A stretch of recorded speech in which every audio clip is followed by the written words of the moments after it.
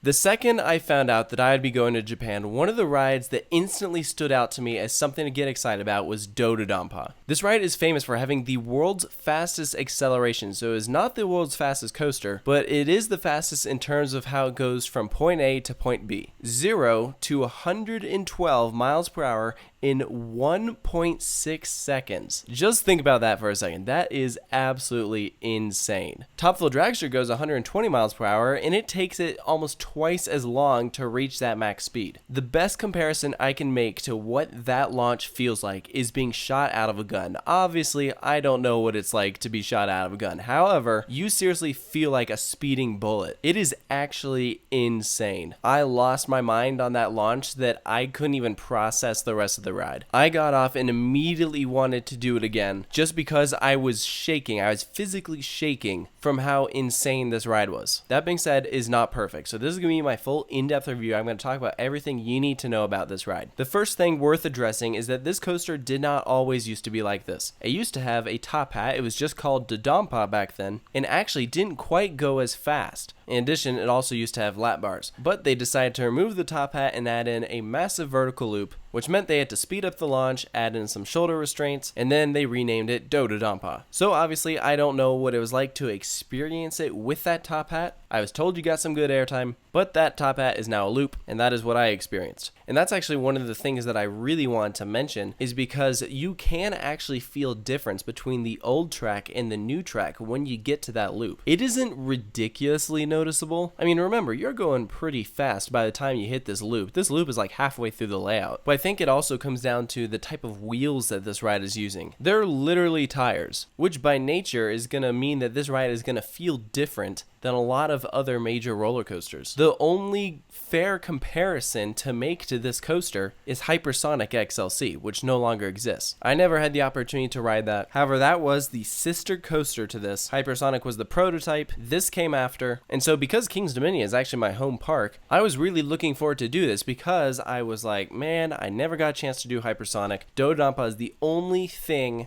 in the world that you can make a fair comparison to of what that would have felt like. And so now I got a chance to do that. So for sentimental reasons, I was really glad I had the opportunity to do this. But I gotta say, in terms of layout, it is definitely a strange ride. Correct me if I'm wrong, but I'm pretty sure this coaster has the largest turn on a coaster ever.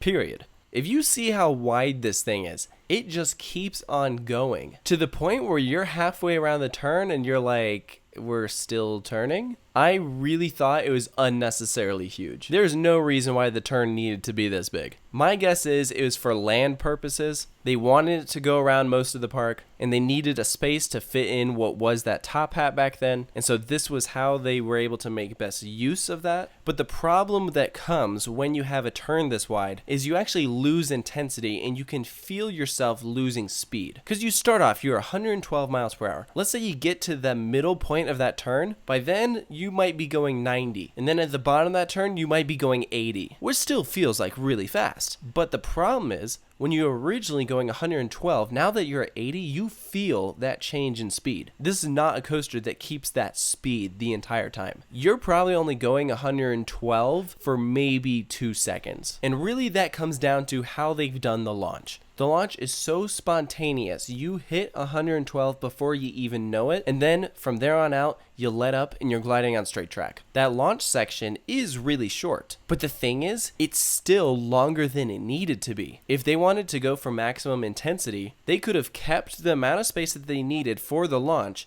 but instead of extending it out with just straight track where you're doing nothing, they could have banked it or done something else where I think it would have made the ride a bit more interesting. But because they didn't, really the only interesting thing about this coaster is the launch. The launch is spectacular. However, it's not my favorite launch I've ever done. Believe it or not. Yes, I loved it. It is so much to handle. I'm pretty sure I had some spit at the front of my mouth right before we launched, and I could feel that saliva shoot to the back of my throat. That's how insane it is. You do feel that punch, absolutely, but there isn't a whole lot of force after that. So personally, I would take Top Thrill Dragster's launch over Do-Dodonpa's. But I think what really this did was teach me that I like hydraulic launches the best. Air compressed launches are crazy. I'm sure if you've done max force, I imagine that the launch would feel pretty similar to this, but having done Do-Dodonpa and also Top Thrill Dragster, Accelerator, King Ka, I've come to realize I prefer those hydraulic launches, simply because they last longer. Do-Dodompa's launch is awesome, but it's almost too short. It's over before you even know it. And that's not a complaint against the ride. It's just a different style of launch. Like, I don't want to come across and sound like that guy that's complaining, oh, the launch is too short. Like, no, that's not my point I'm trying to prove. Any complaints I have about this coaster are actually with the rest of the layout. How I talked about a lot of it, you just feel like you're gliding on straight track. The turn is so huge that you start to lose speed. The loop was fun. I enjoyed it. You didn't get as much hang time as I was expecting. Like, I would much rather take Full Throttle's loop over this one. Full Throttle's loop, you actually feel like you're going to roll back every single time. This one you don't. You clearly can feel that you're going to go through it just fine. And then after that, you go through a tunnel. This coaster actually has several tunnels during the ride. The first one's actually my favorite simply because it has these rainbow colors that you fly through and it's kind of psychedelic. It's really cool. That's the only tunnel like that though. But after that last tunnel, you pretty much just curve up into the straight track and then you hit the brake run, which is probably one of the loudest brake runs I've ever heard in my life.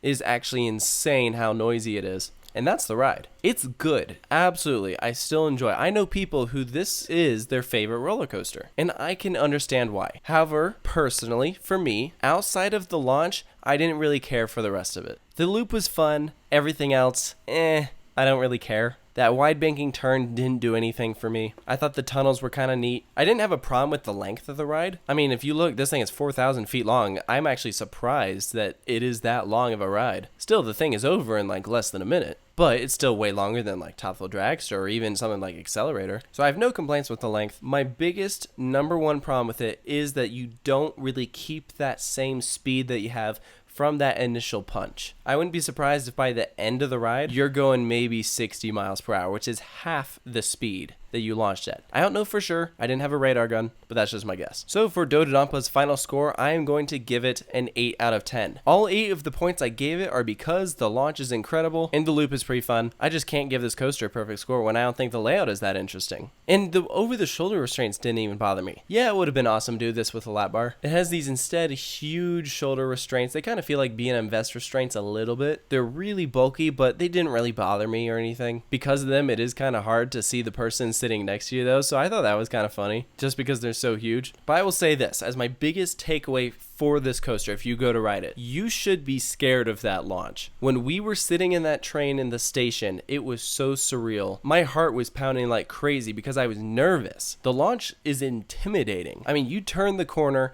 you sit in that tunnel at the base of the launch track, you hear launch time, 3, 2, 1, and you're freaking out while you're hearing that. Our entire group took up the whole train on Do-Dodonpa, and when that countdown was going, we were losing our minds. So, end takeaway, this coaster is really cool, it's super unique. I very much enjoyed my experience on it. It gave me one of the biggest adrenaline rushes of my life, but outside of the launch, the ride is not that interesting. But that's just my thoughts on Do-Dodonpa at Fuji-Q Highland. Let me know down in the comments below if you've had the opportunity to experience this, if you agree with what I have said, or if you're just really excited to hopefully one day ride this. You can let me know all that down in the comments below. And of course, stay tuned for more coaster reviews here at Coaster Studios, and I'll see you guys next time.